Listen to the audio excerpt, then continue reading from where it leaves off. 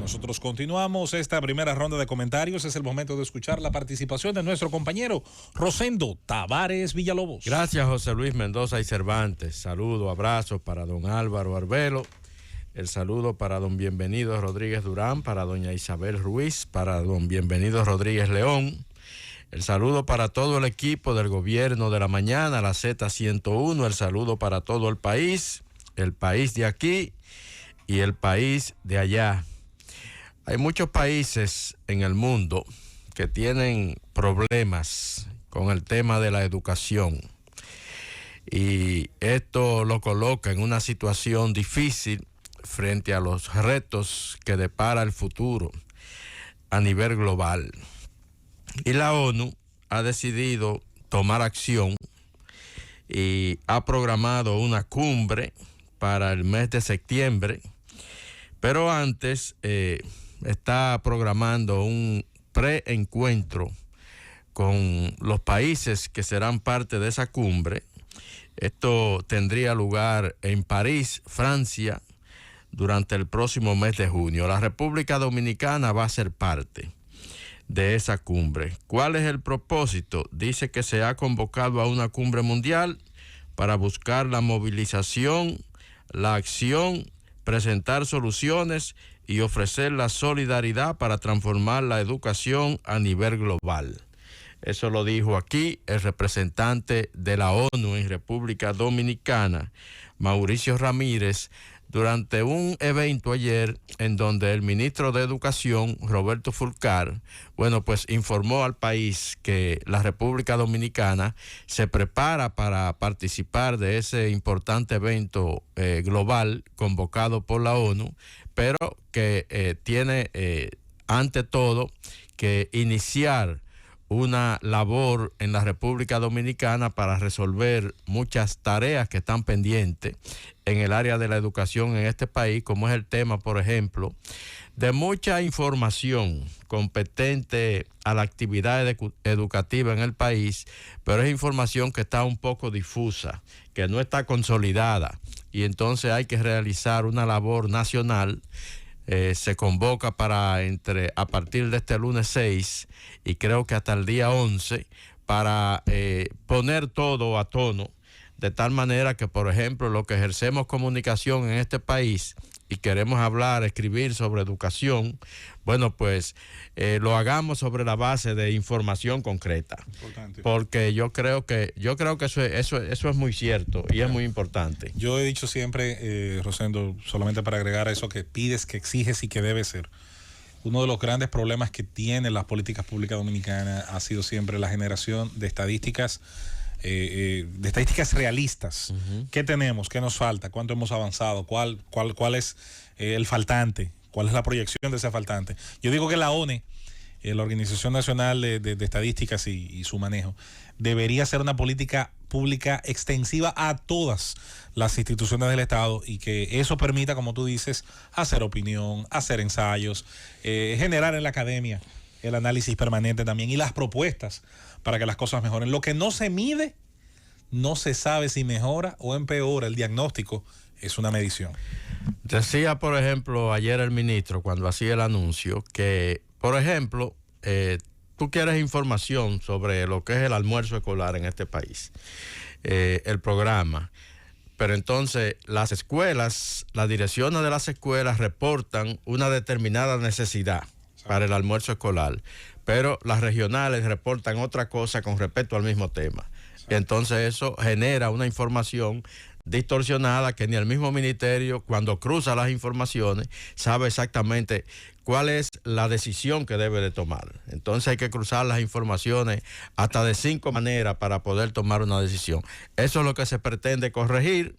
Ojalá y tengan éxito, porque la verdad es que lo que escribimos, lo que analizamos, lo que hacemos opinión en este país, en una área tan importante como la educación necesitamos de tener información confiable, información precisa, bien clasificada, de manera que cuando uno vaya a hablar sobre un tema o sobre el tema de la educación, lo haga con bastante conocimiento de causa.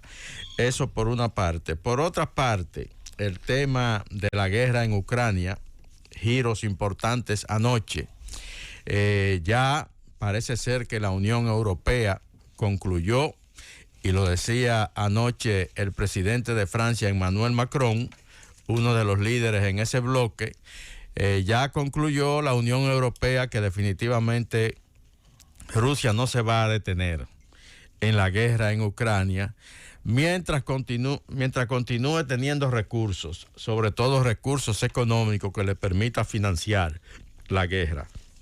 Entonces, ya llevamos 3 meses y pico en esto, sanciones económicas, que si limitaciones para los bancos rusos y todo ese tipo de cosas, pero mientras tanto, Europa entera y el mismo Estados Unidos continúan comprando petróleo de Rusia y le llega, sobre todo en estos tiempos en que el petróleo está sobre los $100 del barril, pues le llega a Rusia una cantidad extraordinaria de recursos y lógicamente, bueno, pues no solo que tienen con qué financiar la guerra, sino que están almacenando muchos capitales en sus reservas. Entonces, anoche se produjo parece ser que luego de las últimas conversaciones con el presidente ruso, donde este dejó claro que va a continuar la guerra y, por ejemplo, que si quieren que Rusia permita que salga granos ucranianos por los muelles de Ucrania, las exportaciones, bueno, pues que nos levanten las sanciones y entonces nosotros permitimos que salgan los granos ucranianos. Eso lógicamente amenaza con provocar una hambruna a nivel mundial. Ese es el temor que se tiene. Y bueno, pues anoche una cumbre extraordinaria convocada de urgencia por la Unión Europea y allí se decidió, luego de una larga discusión, no fue fácil, porque hay países que se sienten intimidados, que se sienten en riesgo de confrontar, por ejemplo, problemas energéticos para mantener sus economías en acción, como es el caso de Hungría.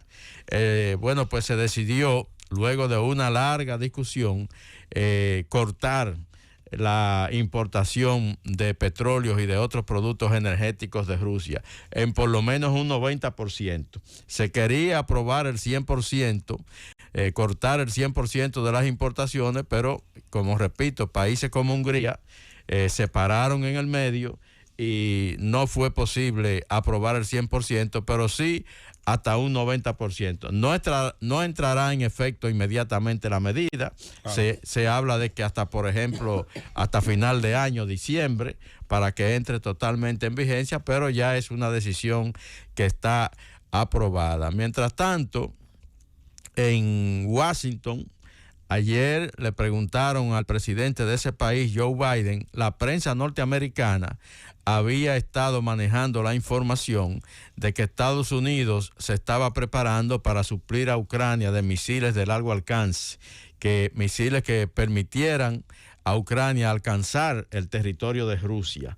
Esa era una información que intranquilizaba bastante, sobre todo entre los países aliados europeos, porque una cosa es que se habilite a Ucrania para que combata en su territorio con todo el armamento que sea necesario y resista la invasión de Rusia, pero otra cosa es habilitarla con armamento que pudiera sacar la guerra de Ucrania. Entonces ahí Estados Unidos tendría que pensarlo muy bien y sería una medida que no podría jamás tomarse sin el concurso también de los aliados europeos que han permitido a Estados Unidos ejercer el liderazgo en medio de esta situación. Entonces ayer la prensa le preguntó al presidente Biden si ciertamente esa información que estaban manejando importantes medios norteamericanos de que la Casa Blanca se preparaba para aprobar una medida de esa naturaleza.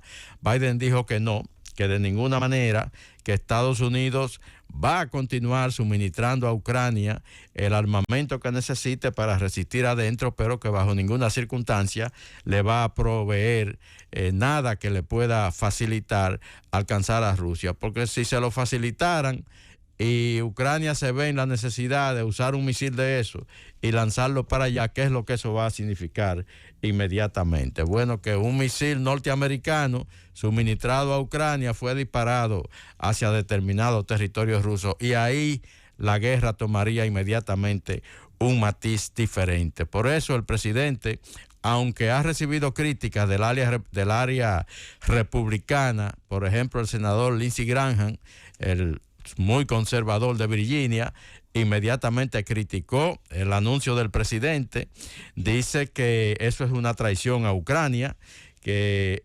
Ucrania, ayer cuando se celebraba la reunión de la Unión Europea, el presidente de Ucrania, Volodymyr Zelensky, intervino en la reunión vía videoconferencia y ahí le pidió a Ucrania, le pidió a la Unión Europea dejarse de estar con tantas contradicciones internas y que se unieran en el propósito de habilitar a su país de los recursos necesarios para defenderse, que terminara la división en la Unión Europea y que Ucrania necesitaba armamento de largo alcance. Se le preguntó a Biden sobre eso y él dijo que definitivamente no, que sí se va a continuar suministrando a Ucrania armamento con el que pueda defenderse.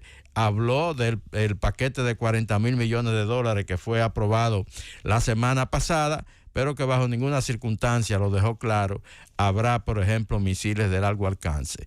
Dicen los republicanos que eso es una traición a Ucrania, que Ucrania necesita ese tipo de armamento y que Estados Unidos, lo que está haciendo Joe Biden, es dejarse intimidar por la retórica rusa. Pero la medida de Biden, la decisión de Biden, desde nuestro punto de vista, en función de lo que podría significar el uso de este tipo de armamento, en caso de que en una acción desesperada Ucrania se viera necesaria, sería meter a Estados Unidos en la guerra.